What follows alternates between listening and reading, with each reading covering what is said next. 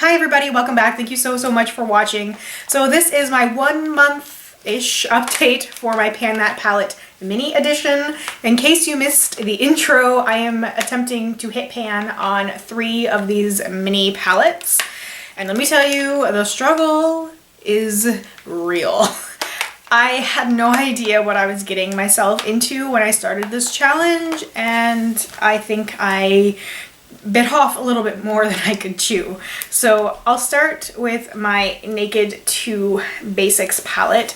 So this palette I had used a little bit previous to the intro, simply because I was trying to get some use out of it, and I had a dip in one of the shades, and that was the shade Skimp. And like 2 days after the video was uploaded, I hit pan on Skimp. So since then, I've only used the shadow about once, and I decided to move on to other palettes.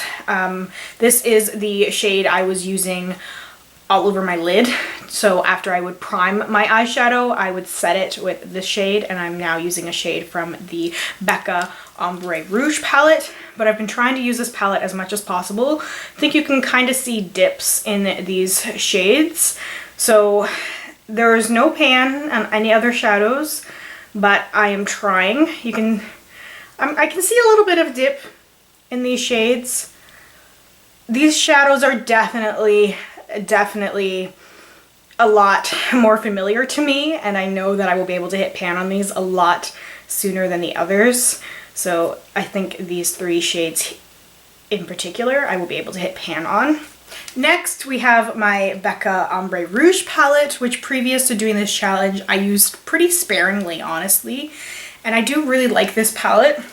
It is a little bit messy right now. So I've been using this shade to set my eyeshadow primer, and I've mostly just been using this shade out of this palette. So you can see a really good dip on this guy right here. But I have no idea how long it's going to be until I hit pan. I'm just working away. But these shadow pans are pretty big, and they are bigger than the Naked 2 Basics palette. And I've never tried to pan Becca shadows before, so who knows how long it's going to take for me to hit pan on these guys. And finally, my PUR Soul Mattes palette.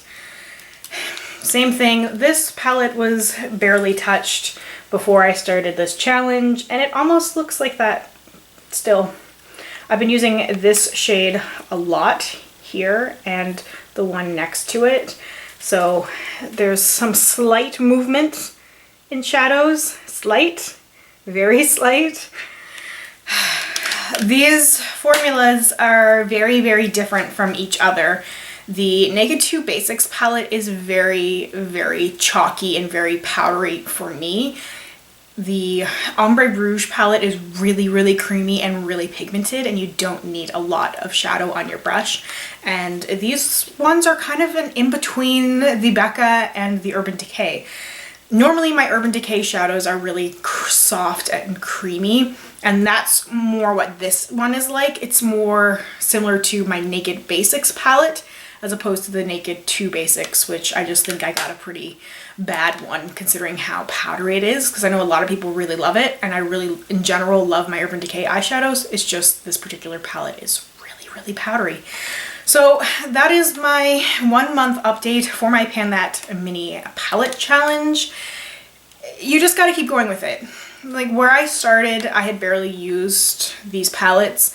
So seeing progress is going to take a pretty long time, and it can absolutely be frustrating. I was hoping that I would have this like magnificent update, and I'd be like, I hit pan on a shadow and every palette, and look at all that pan.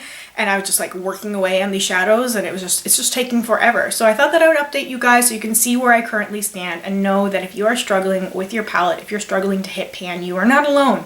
You are definitely not alone. The thing is just to keep going. I've been using those 3 palettes only for my transition shades and occasionally for light eye makeup looks when I've been feeling something just a little bit lighter and not as heavy, because the shades from my Vice LTD generally invite a more darker, intense kind of look generally, or at least that's the way that it kind of guides me. So sometimes I'm not feeling it and I want to do something lighter, so I'll just do all mattes or mostly matte, and it's been good to have those shadows in there as well. So I'm just going to keep working away on it. Hopefully I will have more to show you for my next update. I will try to keep you guys updated on Instagram and Snapchat as well. I've been a little absent from both, but I'm trying to get back into it again. Let me know if you guys follow me on Snapchat or on Instagram. Let me know, and let me know what kind of posts you'd like to see from me on either one, because I really do enjoy taking pictures, and I really do enjoy the environment Snapchat is, because it's just so, it's so fast paced, I guess, in a way, because you can only take these short little clips, or you can take photos and then it's gone. So I kind of like both of them. So let me know what you guys think, if you guys even have Snapchat or Instagram. And let me know what your Snapchats are and what your Instagrams are so I can follow you on both. So anyway, that is everything for my Pan That Mini palette update. Let me know if you are panning a palette as well, in case I'm not already following you, because I'd love to see your progress. Make sure to let me know where specifically I can find you, if it's a blog, if you also have a YouTube channel, if it's your Instagram, etc., because I would really like to see what you guys are up to. And I really mean that. So thank you guys so much for watching, and subscribe if you haven't already, and I hope I will see you in my next one. Bye.